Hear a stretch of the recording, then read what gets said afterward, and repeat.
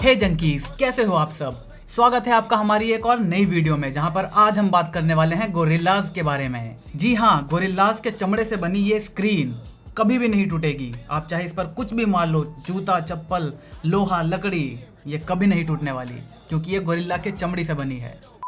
I know, बहुत ही घटिया joke था, नहीं होता मुझसे, मैं क्या करूं बताओ। खैर, इन सब बातों को छोड़ो और आज हम बात करने वाले हैं कॉर्निंग गोरिल्ला ग्लास के बारे में। आखिर ये है क्या, क्यों सारी स्मार्टफोन कंपनीज इसी का इस्तेमाल करती हैं, क्या खास बात है इसमें और आखिर कैसे काम करता है ये। तो चलो बिना किसी देरी के वीडियो को स्टार्ट करते हैं। तो ये जो गोरिल्ला ग्लास है, इसे कॉर्निंग नाम की एक कंपनी बनाती है, जो कि अमेरिकन बेस्ड कंपनी है। अब यहाँ पर आपको एक बात पता होनी चाहिए कि कॉर्निंग गोरिल्ला ग्लास अकेली कंपनी नहीं है जो इस तरह के ग्लासेस बनाती हैं।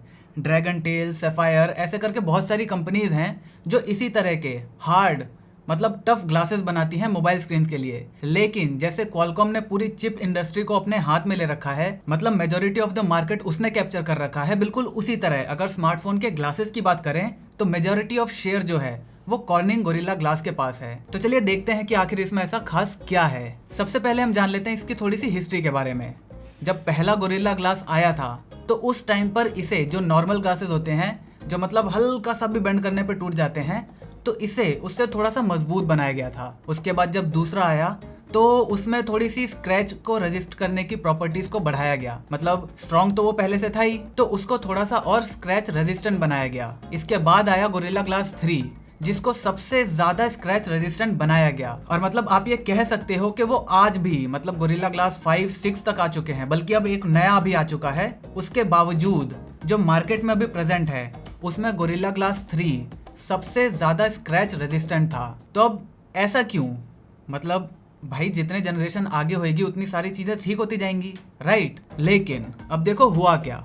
जब गोरिल्ला ग्लास 3 आया तो उस टाइम पर कॉर्निंग का सबसे ज्यादा फोकस था स्क्रैचेस पे, मतलब ग्लास को ऐसा बनाया जाए जिस पर स्क्रैचेस नहीं आ पाए। लेकिन जब इस चीज को प्रैक्टिकलिटी में देखा गया तो लोग इस चीज से इतने ज्यादा परेशान नहीं है कि उनके फोन पे हल्के मुल्के स्क्रैच आ जा रहे हैं। वो लोग इस चीज से परेशान है कि फोन हल्का सा भी गिर जा रहा है तो वो टूट जा रहा है। तो इसीलिए कॉर्निंग ने क्या सोचा कि वो स्क्रैच जो है उसको थोड़ा बहुत आ जाए चलेगा, लेकिन फोन को ऐसा बनाते हैं जो कि गिरने के बाद उसकी स्क्रीन के टूटने के चांसेस काफी कम हो जाएं। अब आप बोलोगे कि भाई स्क्रैच रेजिस्टेंट भी कर देते जब इतना मजबूत बना रहे हैं तो उसके बारे में मैं बताता हूँ आगे आपको।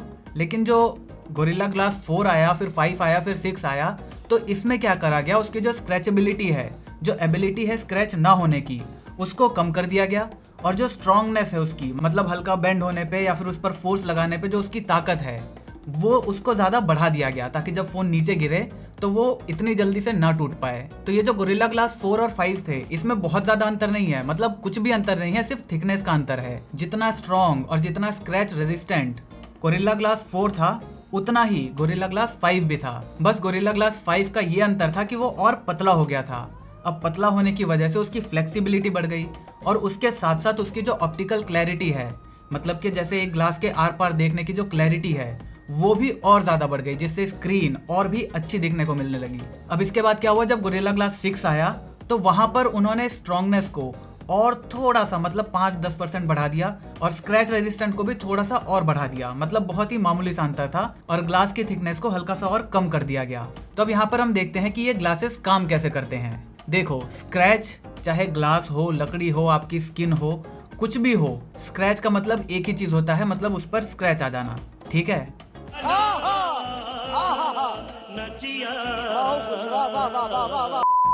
अब जो आप अपनी स्क्रीन पर देख रहे हो, ये है मोस स्केल।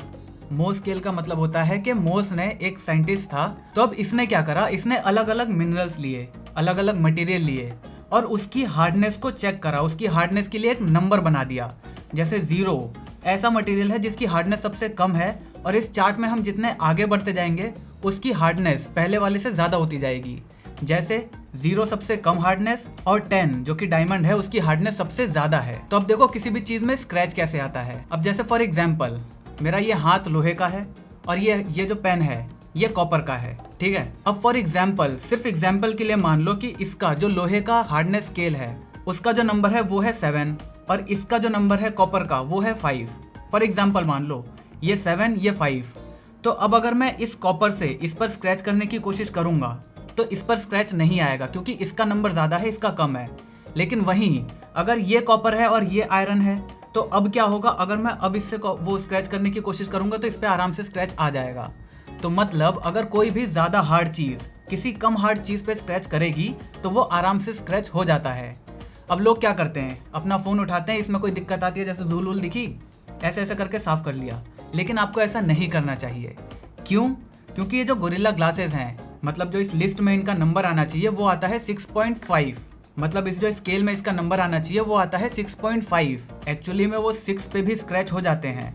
थ्योरेटिकली वो 6.5 पे नहीं होने चाहिए थे कंपनी के हिसाब से, लेकिन हमारे जो जेरी भैया हैं इन्होंने अपने सारे फ़ोनों में दिखाया है कि जितने भी गोरिल्ला ग्लास 6 के फ़ोन हैं वो आराम से 6 लेवल पे स्क्रैच हो जाते हैं। अब मैं आपसे कह रहा हूँ कि इस फ़ोन को ऐसे ऐसे करके साफ नहीं करना चाहिए, क्योंकि हमारे जो एटमॉस्फेयर में मौजूद धूल होती है उस धूल में प्रेजेंट होता है क्वार्ट्स, और ये जो क्वार्ट्स हैं उसका हार्डनेस नंबर देखो वो आता है 7। तो अगर 6 या उससे कम वाली किसी चीज पर 7 वाली चीज कोई आएगी और हल्का सा भी जब हमने साफ करने के लिए ऐसे रगड़ा उसे, तो वो जो क्वार्ट्स हैं छोटे छोटे जो हमें दिखते भी नहीं है वो आसानी से स्क्रीन पर बहुत हल्के हल्के स्क्रैच छोड़ सकते हैं। तभी आपने देखा होगा लॉन्ग यूजेस में बहुत ही हल्के हल्के स्क्रैच आ जाते हैं, वो इसी वजह से। तो इसको साफ करने का तरीका देखो क्या है, आराम से इसको फूंक मारो, पहले जितने भी वो धूल हैं वो सारी हट जाएंगी, ट्राई करो वो हट जाएं। और उसके बाद अगर आपके पास ब्रश वगैरह कुछ है तो उससे साफ कर लो, या फिर कोई ऐसा मुलायम कपड़ा है उस मुलायम कपड़े से ऐसे करके साफ कर लो। खैर ये तो एक टिप थी जो मैंने आपको ऐसे ही बता दी, लेकिन आपको समझ में आ गया होगा कि कोई भी हमारा जो ग्लास है वो स्क्रैच कैसे होता है। ठीक है, अब हम बात करते हैं इसके स्ट्रॉन्गनेस की, कि मतलब इस ग्लास में ऐसा क्या है जो इसे इतना स्ट्रॉन्ग बनाती है और इसे इतना स्क्रैच रेजिस्टेंट बनाती है। तो देखो, जितने भी ग्लासेस होते हैं, जितनी भी कांच की चीजें होती हैं, वो प्योरली डिपेंड करती हैं कि उसके अंदर के क्रिस्टल्स किस मटेरियल के बने हैं। और ये जो कंपनीज हैं ये अलग अलग हजारों मटेरियल्स को लेती हैं, उसके कॉम्बिनेशन को चेक करती हैं कि किस कॉम्बिनेशन से अच्छी ऑप्टिकल क्लैरिटी आ रही है, किस कॉम्बिनेशन से उसकी हार्डनेस बढ़ रही है, इतना अगर करेंगे तो स्क्रैच रेजिस्टेंट मिलेगा हमें। तो यही वो वजह है जो मैंने आपको बताया था ना, गोरिल्ला ग्लास 3 जो था वो सबसे ज्यादा स्क्रैच रेजिस्टेंट था। वो इतना मजबूत नहीं था जितना 5 और 6 हैं, लेकिन स्क्रैच उस पर बहुत कम आते थे। तो यही वो बात है कि कॉर्निंग जैसी जो कंपनीज हैं उन्होंने देखा कि भैया जो जरूरत है वो दो, तो इसीलिए जो स्क्रैच रोकते थे ऐसे आयंस को उस ग्लास में से निकाल के ऐसे आयंस की कंपोजिशन को बढ़ा दिया गया, मतलब ऐसे आयंस के नंबर्स को बढ़ा दिया गया जो कि स्ट्रॉन्ग ज्यादा बनाने में उस ग्लास को मदद करें। तो इसी वजह से जो उसकी स्क्रैच होने की एबिलिटी है वो थोड़ी सी कम हो गई। ठीक है, तो अब दूसरी बात, मान लो अगर आपका फोन ऐसे करके एक जमीन पर गिरता है, सीधा गिरता है, ठीक है, तो अब ये गिरा तो सीधा, लेकिन फिर भी इसके टूटने के चांसेस क्यों बढ़ जाते हैं?